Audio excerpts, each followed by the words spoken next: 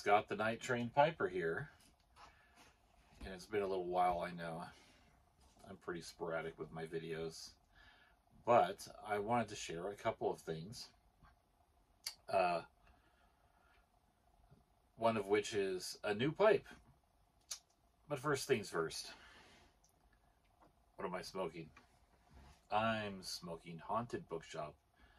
And I think this is my favorite pipe from San Luis Obispo, from the little Sanctuary tobacco shop there. And it's been a little while.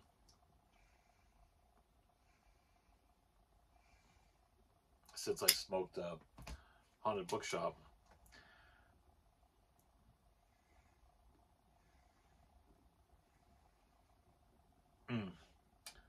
It is so good. It just really is. It has a great taste. Super reliable. And it's funny with this blend. I didn't like it at first. At first, it, I don't know, maybe you could say it was a little cigarette-y, maybe.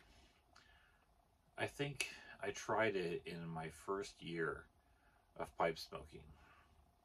And so, you know, it didn't really sing with any pipe that I had. So I set it aside. I smoked a couple of bowls and I said, you know, this just really isn't hitting anything for me. And I set it aside,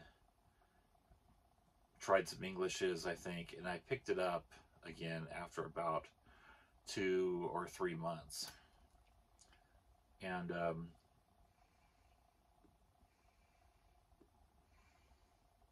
my tastes had just developed differently, I think. I tried enough blends to where I could really get the nuances better, and developed an appreciation for burley too, I think.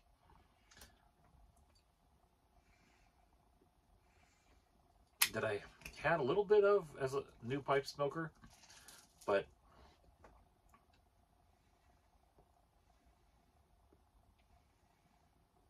I don't know. The first blends that really hit me were Latakia blends, Latakia-based blends, like Nightcap, Presbyterian. I think those are fairly strong with Latakia, so those were more my favorites. And the burleys, I liked them, but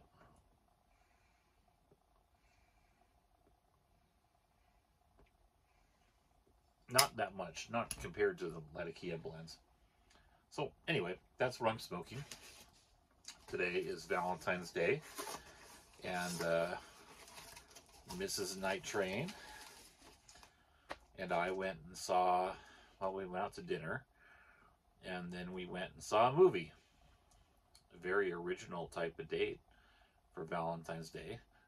So, actually, it wasn't a movie. We saw The Chosen, which is, I'm sure some of you are familiar with it. It's a TV series, and so we saw season 4 in the first 3 episodes of season 4. It's about the followers of Jesus, the apostles of Jesus really is the focus. So we went and saw that tonight, and now I'm back in my smoke shack.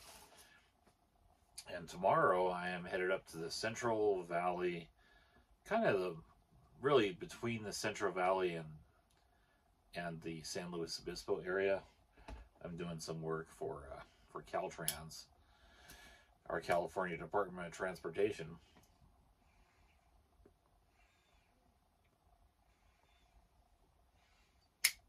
In the foothills between the Central Valley and the coast. So,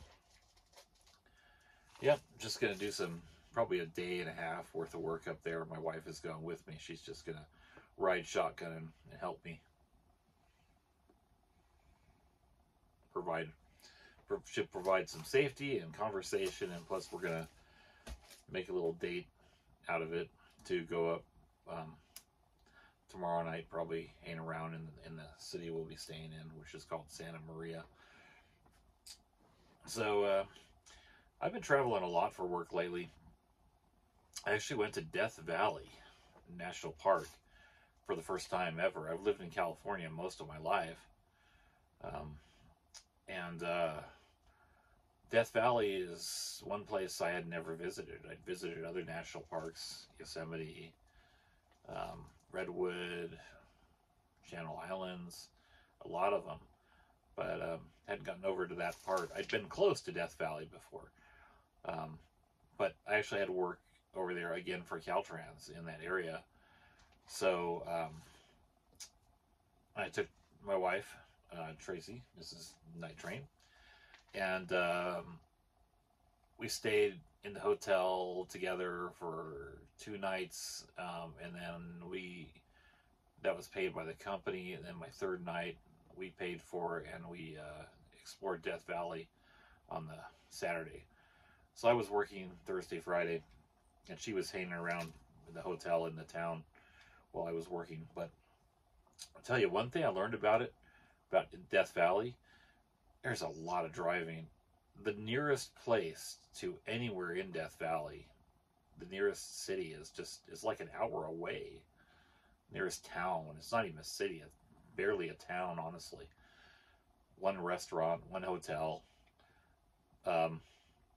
There are places in the park itself. There's a kind of like a town, but it's not really. It's more of an oasis, maybe you could call it. So, but we saw Badwater Basin, which is the lowest point in the United States, completely filled with water. They've had a lot of rain up in Death Valley. Rain in Death Valley like crazy. And then there were snow-capped peaks also in Death Valley surrounding it. There's peaks that go up to above 10,000 feet around Death Valley. It's really amazing. So, Badwater, we went and hiked a slot canyon up there. You know, just saw all kinds of things. Zabriskie Point, which is this really amazing Badlands area. And I saw other things like Stovepipe Wells when I was working, and Furnace Creek and other places. So, kind of interesting to see it. And you know, Death Valley, we think of it as a super, super hot place, which of course it is. I think the record temperature, 134 degrees.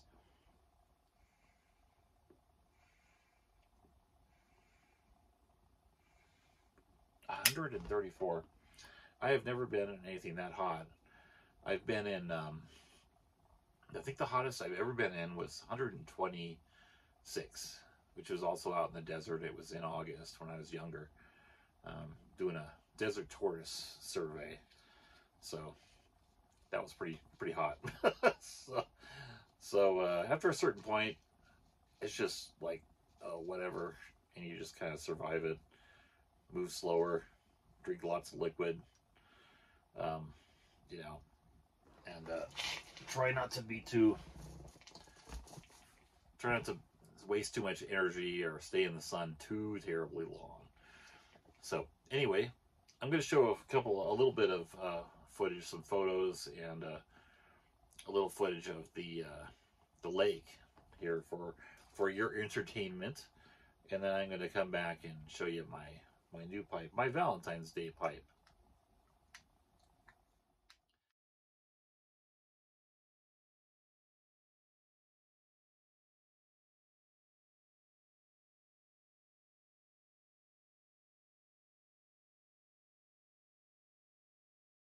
All right, here's a canyon in Death Valley called Golden Canyon. A little narrow sort of slot canyon. We're walking down toward the valley floor right now.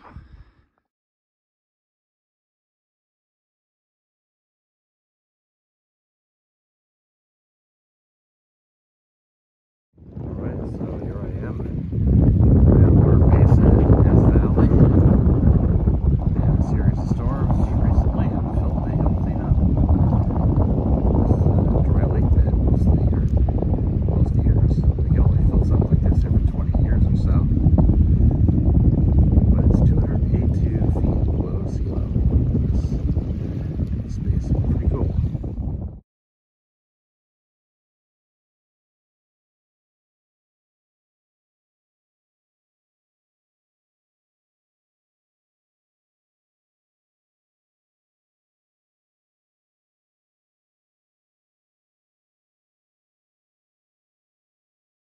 Alrighty, well, I hope you enjoyed that. You know, Death Valley, I think of it as very hot. So I think the record temperature there is 134 degrees. Not on this day. When we were there, you saw the snow. By the way, I apologize for the sound quality. It was pretty windy. I think the temperature was around 51 degrees when I was there. And actually, on one of the mornings that I went into work in Death Valley, it was 39. So, yeah, winter in Death Valley. It's a land of extremes, you know. So, okay, let's get to this pipe. Let me show you this pipe. So, this is an eBay purchase. I called it a Valentine's Day pipe, but that's just because it arrived on Valentine's Day. So, eBay purchase. And it actually came from a seller called the Unique Bookshop. And a gentleman by the name of James Ulmer in Mount Juliet, Tennessee sent this to me. So, did a really good job wrapping. Lots of bubble wrap. More bubble wrap. I've already opened this, so I'm just showing you kind of the contents. He also wrote a little brief note saying, "Thanks for your purchase. I hope you love it." Nice to have a little personal touch. All right, without further ado, here's the pipe. This is a Bookshop pipe. I think I'm pronouncing that right. Bookshop is a brand that's made in St. Claude. And I don't know if you can see that. It says BC on there. This little maker's mark there. And then Bookshop St. Claude, it says on there 11319 is the number. It says major on there, which I think is because it's such a big pipe. And the branding on here is Cocard. So that's a French term. The English equivalent is cockade. And what it refers to, that word, is a emblem. It's a circular emblem, kind of like a blue ribbon, a classic blue ribbon type of thing, but it's got red in it, and usually has some fancy, ribbon hanging from it. But it's a burst. This is like a starburst of color with some ribbons hanging from it. Often has decorative pieces on it. It goes on a hat usually. So that's a decorative piece on a hat. That's what they called this pipe. And I read an old advertisement I found on Pipepedia. Pipepedia actually talks about Bookshop pipes, and it has an older advertisement on it that has the different types of pipe on it. And for Cocard, it said this is a pipe that appeals to the new pipe smoker, especially a young pipe smoker, the youths of pipe smoking. So I think this is from the 60s probably. So anyway, it's a pretty big pipe. You know, it's one of the bigger ones I have, and really great shape. I think this is vulcanite. I'm not sure. What's the brown stem? If anyone knows, you can let me know. But it's got a brown stem. No tooth chatter going on. Really in great shape. It's got some nice bird's eye, some tiger striping. It's got kind of this arch striping on it too of briar. I love the different patterns of briar. I don't see any sign of a fill on here at all. And it's been cleaned out. It's obviously, it had been smoked. You can sort of see the darkening on the rim, the top of the rim. So somebody smoked this. And then inside you can sort of see evidence of it too, but it's been cleaned out. There's not a hint of odor in there of pipe tobacco, of old pipe tobacco. So really good job cleaning it, and the draw is incredible.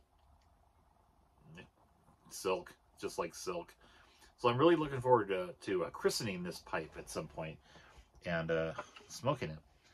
So anyhow, that's it for me. I just wanted to show off a pipe, show off a little trip to Death Valley I had. And I hope you all have happy smokes. And I'll talk to you real soon.